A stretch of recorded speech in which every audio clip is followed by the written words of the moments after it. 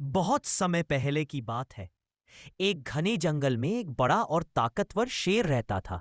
जंगल का राजा वही था। सारे जानवर उससे डरते थे। कोई उसकी आंखों में आंख डालकर बात करने की हिम्मत नहीं करता था। शेर रोज शिकार करता और किसी भी जानवर को पकड़कर खा लेता। धीरे धीरे जंगल के छोटे छोटे जानवरों में डर फैल गया। हिरण, खरगोश, बंदर सब डर के मारे जंगल के कोने में छिपकर रहने लगे। इसी जंगल में एक चालाक लोमड़ी भी रहती थी। वह शेर जितनी ताकतवर तो नहीं थी, लेकिन उसकी चतुराई पूरे जंगल में मशहूर थी।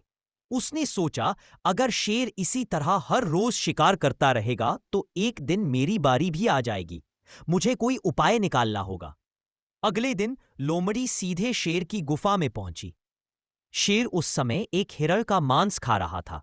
लोमड़ी डरते हुए बोली, महाराज, आप तो हमारे जंगल के राजा हैं। आपकी ताकत और वीरता की चर्चा चारों ओर फैली है, पर मैं एक सुझाव देने आई हूं। शेर ने हैरान होकर कहा, सुझाव? तुम जैसी छोटी लोमड़ी मुझे क्या सुझाव दे सकती है? लोमड़ी ने नम्रता से कहा, महाराज, आज मैं जानती हूं कि आप रोज शिकार पर जाते हैं, पर इससे सारा जंगल डर के साए में जी रहा है। अगर आप चाहे तो बिना मेहनत के रोज भोजन पा सकते हैं। शेर की आंखें चमक उठी। कैसे? लोमड़ी बोली, महाराज, हम सब जानवर तय कर लेते हैं कि रोज बारी बारी एक जानवर आपकी गुफा में आकर स्वयं को आपके भोजन के रूप में प्रस्तुत करेगा।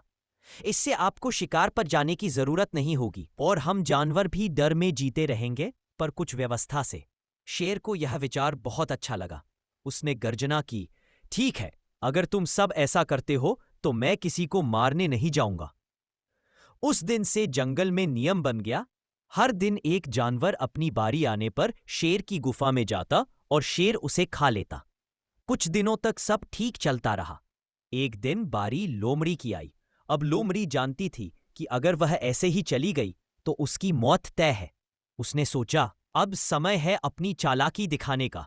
लोमड़ी थोड़ी देर तक सोचती रही, फिर उसने एक योजना बनाई। वह जानबूझकर बहुत देर से शेर की गुफा की ओर चली। रास्ते में उसने मिट्टी और पानी से अपने शरीर को थोड़ा गंदा कर लिया ताकि लगे कि कुछ हुआ है। शेर अपनी गुफा में गुस्से से इधर उधर घूम रहा था। उसे भूख लगी थी और लोमड़ी के देर से आने पर वह दहाड़ उठा, ये लोमड़ी अभी तक क्यों नहीं आई? मैं इसे जिंदा खा जाऊंगा। तभी लोमड़ी थकी हारी सी वहां पहुंची और झुककर बोली, महाराज, कृपया माफ करें, मैं समय पर आना चाहती थी, पर रास्ते में एक और शेर ने मुझे रोक लिया।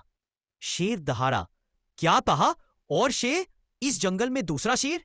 लोमड़ी ने डरते हुए कहा, हाँ महाराज, वह खुद को इस जंगल का असली राजा बता रहा था।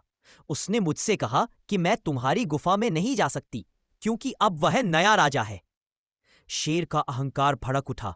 उसने सोचा, कोई कैसे मेरी हद में आ सकता है?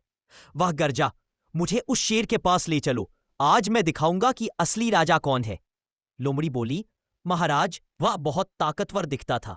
उसने एक बड़ी गुफा में मुझे बंद करने की कोशिश की। अगर आप चलेंगे तो सावधान रहिएगा। शेर गरजता हुआ लोमड़ी के पीछे चल पड़ा। लोमड़ी उसे एक पुराने कुएं के पास ले गई। कुएं में पानी बिल्कुल साफ था और जमजम। और जब शेर ने झांक कर देखा तो उसे अपना प्रतिबिंब नजर आया। लोमड़ी ने डरने का नाटक करते हुए कहा, महाराज, यही वो शेर है। देखिए कैसे आपकी ओर देख रहा है। शेर ने नीचे देखा, प्रतिबिंब भी वैसे ही देख रहा था। उसने दहाड़ा, कौन है तू जो मेरे जंगल में आया है? कुएं में प्रतिबिंब ने भी उसी तरह की दहाड़ वापस दी। शेर को लगा कोई और शेर सच में उसे चुनौती दे रहा है। क्रोध में अंधा होकर वो बोला, अब तुझे सिखाता हूं सबक। इतना कहकर शेर छलांग लगाकर कुएं में कूद गया। कुएं का पानी गहरा था। शेर तैर नहीं सका और कुछ ही देर में उसकी मौत हो गई। लोमड़ी ने ऊपर खड़ी होकर चैन की सांस ली। उसने कहा, राजा साहब, आपकी दहाड़ बहुत बड़ी थी, पर अक्ल छोटी निकली।